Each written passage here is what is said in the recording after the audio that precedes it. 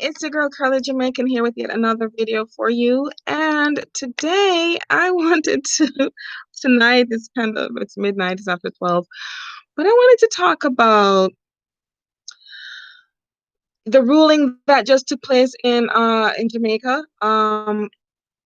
It is actually gaining traction. I'm seeing it in major news sources. I'm seeing a lot of articles about it, and it's really something that a lot of people are up in arms about at this very moment. And I kind of just wanted to give my opinion on it.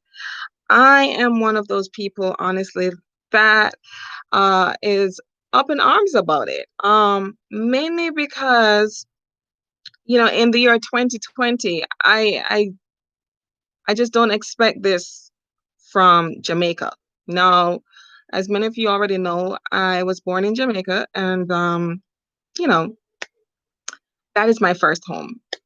Georgia is my second home. And so, I still follow the politics and, you know, the events taking place in Jamaica.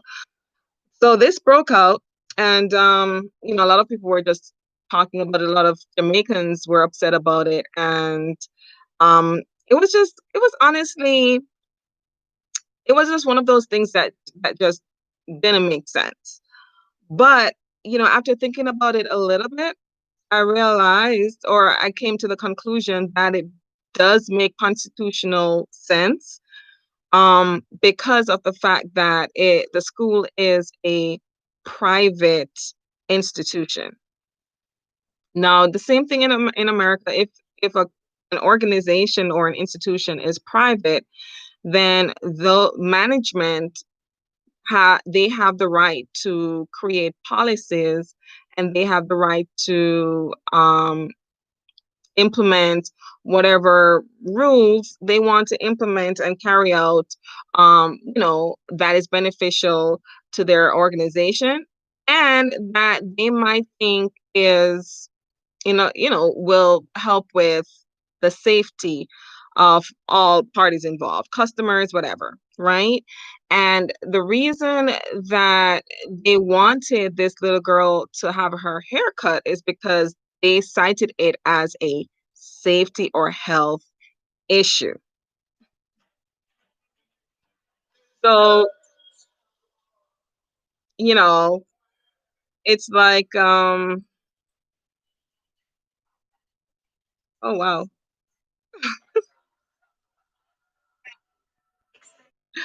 Okay, so sorry about that. Yeah. So yeah, they cited that the little girl needed to have her hair cut simply because it would be a safety issue for all the other students at the school. They said that a lot of times uh parents that have children with dreads, they don't wash the dreads, and this can cause unsanitary conditions for the hair and even lead to a lice infestation. This was like an issue a long time ago. Just being a little girl growing up in Jamaica, I've always heard that locks are dirty, dreads are dirty. They don't wash the dreads, and it probably holds lice, right? Um, and I've always heard this. And I'm not going to lie. As a growing up, it kind of shaped my perception of dreads in Jamaica. I always thought that dreads were dirty growing up. It actually, my perception changed a little bit when I went off to college, and then it changed even more when I came to live in America. And, I saw that the dreads were well groomed, and just, African Americans, they really took care of their dreads, or they really take care of their dreads hair. So my perception completely changed, when I came to live here. But, you know, I think it's sad that we're still citing this same thing as a reason to discriminate against people who have dreads in Jamaica. Now, what is even more atrocious is the fact that, Rastafarianism, as everyone knows, originated in Jamaica. You know, um, That is our culture. It's our culture. Clearly, not everyone practices Rastafarianism in Jamaica, but the fact that it originated there and it caused or created a worldwide movement, um, and the fact that it's understood that this is a religious um, group, I I am really shocked that we're still coming up with reasons to discriminate against people who are wearing dreads in Jamaica. This is kind of a sensitive topic for me, in all honesty, because I'm going to touch on some things that might be thought of as offensive. I'm just going to say some things that might be controversial. Now, outside of the fact that this private institution does have the right to implement whatever policies they want to implement, for under the guise of safety and under the guise of just ensuring that all parties involved are not impacted in a negative way. Aside from that, I think that Jamaica, we are so obsessed with I'm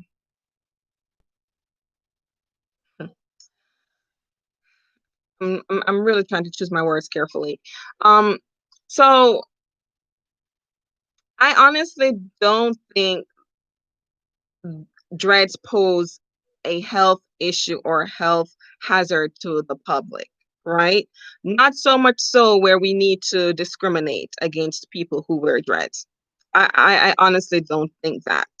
And especially in the year 2020, when people are more educated on how to care for their hair, when people are a little bit more self-conscious about how their hair i- is groomed, how it smells, things like that.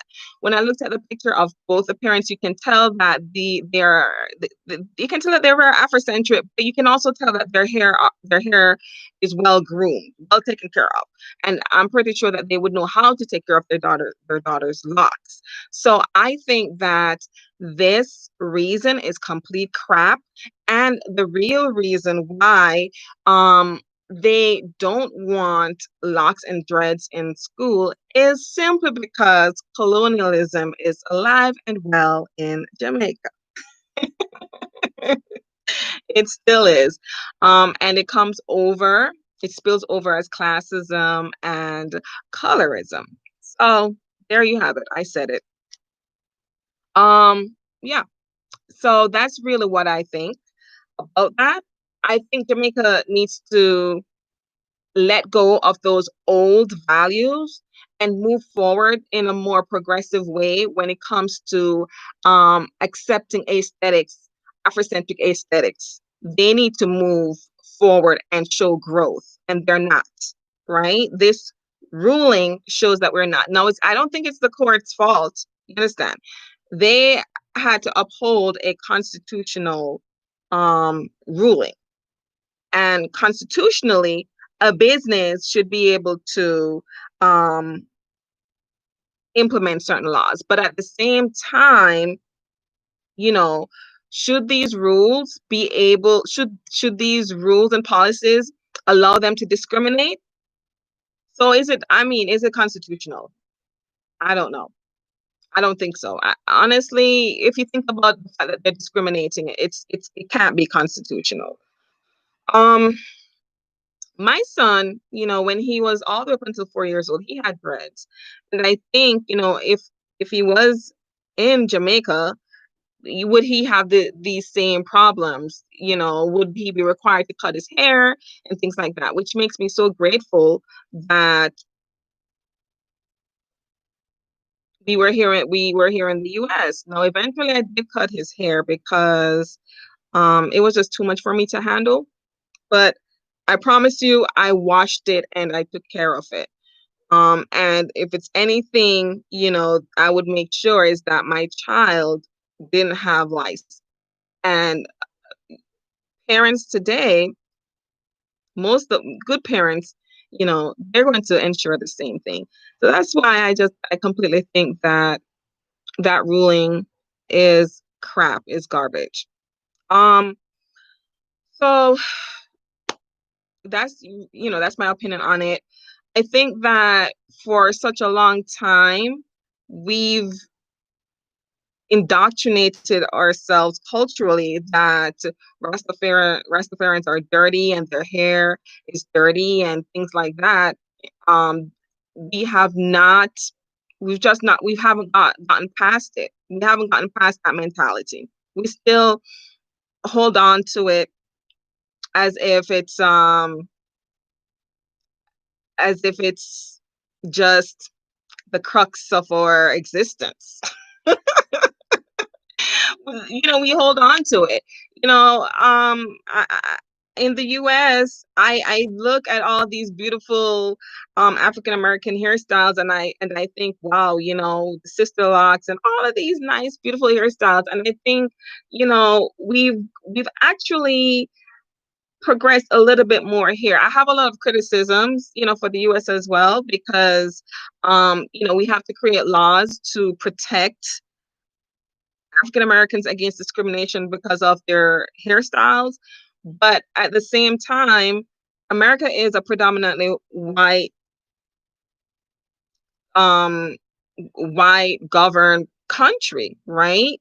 Um, Whites are in power, and they're going to push their values and their ideals. And we have to, as Blacks in America, we have to push back and go through the courts in order to get these laws passed. I don't expect that to happen in Jamaica because Jamaica is predominantly Black, right? You don't expect to have to go through the judicial system in order for them to, create a ruling or create a law that protects Blacks from discrimination. Because, of course, you're thinking, if any culture should understand and should accept African aesthetics, it's Jamaica. It's a Black country. It's a country that created Rastafarianism. And that is why it's so sad. It is absolutely sad that this happened in Jamaica. What I will say, I'm pretty sure will not happen, is the same thing that happens in the US when the court rules that a company can create, or they can implement a policy that seems um, discriminatory in nature. Boycott, protest, don't spend your dollars there, right? That's how we keep the checks and balances, right? But in Jamaica, because so many people think of locks as a dirty, abhorrent thing, you're not going to have that. It's not going to happen. We're not going to stand up against this type of ruling. We're just not going to do it. We're just going to sit back and let it be okay. A lot of people are discussing, saying that, people from the Rastafarian community, they need to probably just build their own schools. But how can we really consider Jamaica progressive society when we're isolating minority groups? And it's crazy to say minority groups, but when we're isolating religious groups based on their hair, that is not progressive at all. It's very backward, because it took so much effort and it took so much time and so much work to get the Rastafarians to assimilate to society. So they're now assimilating, and they're in our schools, and and whatever. And now we're like, okay, well, we just don't like this aspect of your culture, your subculture. Therefore, just go ahead and create your own schools so that your kids can go to those schools, because we don't want that here. I mean, what message are we sending in terms of diversity and acceptance? A very bad one. So, Jamaica needs to they need to do better where that is concerned. Um, I also, it is so crazy because this week I've just found myself in a lot of debates and things like that about hair. I found myself in a lot of debates. Another thing that I did want to talk about is cultural appropriation and braids. Oh my goodness. No, that is very controversial. No, after talking about, hair being discriminated against, you would kind of expect me to be, bearing the banner for cultural appropriation. But let me tell you, I'm literally one of those people that feels as if the word cultural appropriation is overused, misused, and it is just one of those things that we throw at people when we want to police them. And I don't agree with that. I don't. I don't. No, I found myself in a debate recently because I follow this white stylist, this Caucasian stylist. I think he's from England. And he does what we would consider to be black hairstyles. He does braiding, he does cornrows, he does you know, extensions with the cornrows, things like that. And so he's getting a lot of flack because a lot of people are saying that what he's doing is cultural appropriation. And I'm like, can we just can we let people do their craft? The man is a stylist, right? He's a stylist, meaning that he's going to push his limits. He's going to see um how how far he can actually develop his skills, not just with people with his own hair type, but people of all hair types, because he's a stylist. That's what stylists do. If you're a black stylist, you're not necessarily limited to just black hairstyles. You're able, if you're really that good, you can transcend your craft to any race, right? So, I was like, I was just it just seems like two extremes. It's like those who cry and about,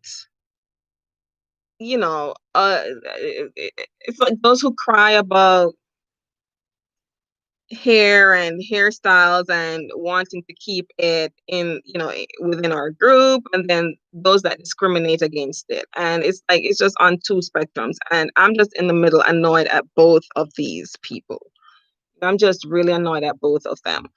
I personally think that cultural appropriation exists. And I think that we do need to be sensitive to other cultures when it comes to their practices, their, things that they hold sacred and dear, things like that. But when you think about braids is something that has been around for centuries, going all the way back to 3500 BC. And based on some research that I've done, different types of braiding actually pop up in different cultures. And today, a lot of those braiding techniques is still practiced by people of different cultures, and is not something that necessarily can be um, just associated with one culture. And that is my issue when it comes to um, cultural appropriation and braids. Braiding is not something that is from the black culture only, right? It's not something that originated only from the black culture. Like when you go back, you have um, the crown braids from Europe. You have the staircase braids from Asia. Um, And I'm even finding out that like dreads actually existed long before Rastafarianism. Like if you research, you'll actually find that it has been noted in the Hindu culture. Like there are paintings or pictures of the Hindu god, I think it's Shiva, with locks. So some of these styles that African Americans, hold dear and think, hey, this belongs to us, is not correct. It's not a correct um it's just not correct information. We just don't have it. We don't have the correct information on that.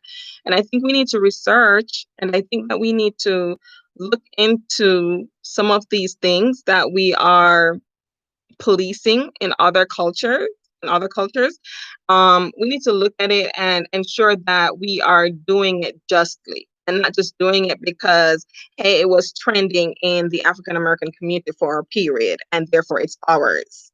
And therefore no other racial group has the right to do it. No, I think the bigger issues like the box braids, and the box braids did originate from Africa. It actually is Egyptian, um, but when you think about the other braids that we also do, we ourselves are sometimes culturally appropriating, and a lot of cultures are guilty of cultural appropriation. But I think what it is when it comes to the colonial race and minority groups, that's where it becomes offensive. Honestly, I don't think African Americans have an issue when other minority groups um, copy or imitate, certain hairstyles. I think they just mainly have an issue with it with Caucasians. But this cultural appropriation thing didn't start trending until like in the 2000s. And then when you think about it, like people like Christina Aguilera, people like Fergie, they were wearing like braids, and it wasn't like a big woo-ha. There's no big woo-ha about it. People began getting upset about it when what's her name, Kim Kardashian, she and her sisters, they started wearing these styles, and then we started screaming cultural appropriation. But remember Hustle and Flow with that girl, and she had the box braids, or individuals, and then like I said, Christina Aguilera, for again, so many more Caucasian women were doing these styles before we were even thinking about cultural appropriation. So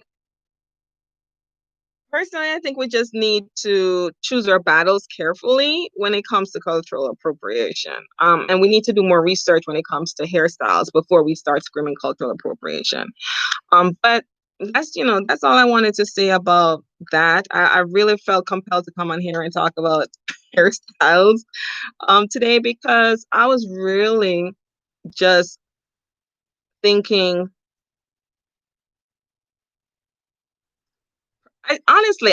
There's a certain things that I hate about, you know,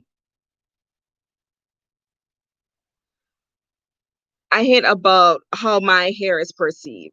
I hate that it has to be a political statement. Like when you go natural, it's because you're woke and all of this mess. And then you have to start screaming things like cultural appropriation or whatever, you know, because you're woke and you're natural. I hate that. I hate the fact that African hairstyles, African American hairstyles, or Afrocentric hairstyles in general are still being discriminated against in 2020.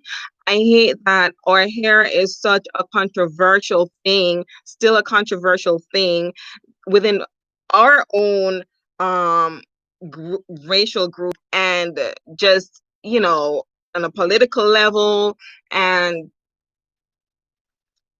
in a judicial sense. I just hate that it is so controversial. I just can't understand why African American hair is always the point of focus when it comes to grooming and what is acceptable and what is not acceptable. I just, and these are like little ridiculous things that we put on the shoulders of African Americans and Black people in general, um, that no other race really has to deal with. Something like hair, like something that grows out of your head and styling it. I hate those things about um how African hair is perceived or Afro hair is perceived. I really do.